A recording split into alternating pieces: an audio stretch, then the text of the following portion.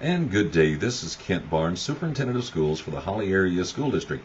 And I'd like to share some information with you regarding your and my Holly Area schools. I am recording this podcast on Wednesday, June the 16th. And at this time, the state legislature is still looking at taking money from the school aid fund to the general fund to offset a deficit in the general fund. I am hopeful that doesn't occur. If indeed money is taken from the school aid fund, that will negatively impact our school districts.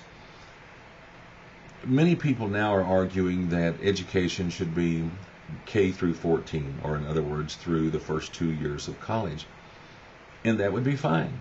But I am hopeful that we don't change the funding mechanism here in the middle of the stream.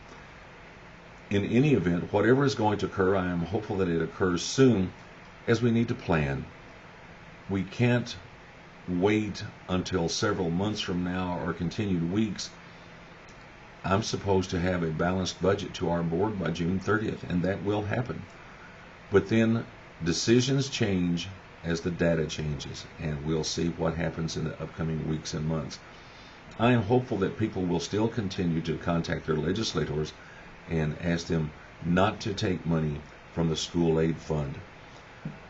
Recently, the Holly Area Schools High School, Holly High School, had its graduation, and people were asking, what's the difference of the top 10? Well, their interests are as varied as music, theater, drama, medical field, dentist, nuclear power, orthopedic surgeons, pharmaceuticals, physiologists, medical technology, and architectural engineer. And my point, not just with the top 10, but with all of our students. Their interests are wide and varied, and that is why not all of our graduates go to a university, a college, a community college. They have different interests that lead them into different paths. Now, does that mean that if you go to Holly High School, you can't go to a good school? And some people now are saying that even U of M and Michigan State really aren't good schools. They're just in-state schools. We have a former student that's been doing graduate work in Ireland.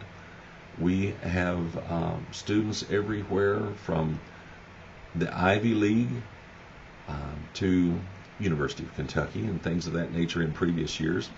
But my point is this. It doesn't matter where one of our students attends school or training unless that school or training is meeting his or her needs.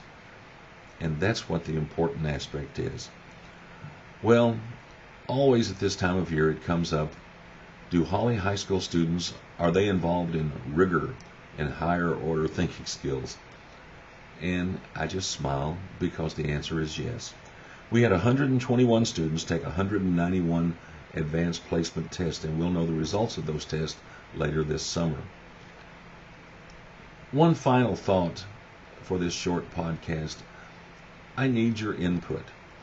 I don't have a formal survey to give you, but I would ask you for your input. Are there particular questions that I need to address either through a Barnesgram or a short podcast?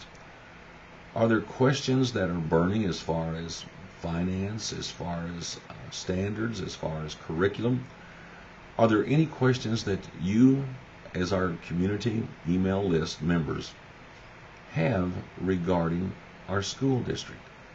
So if you have questions and you'd be so kind to share those with me, that would be great. I would greatly appreciate it.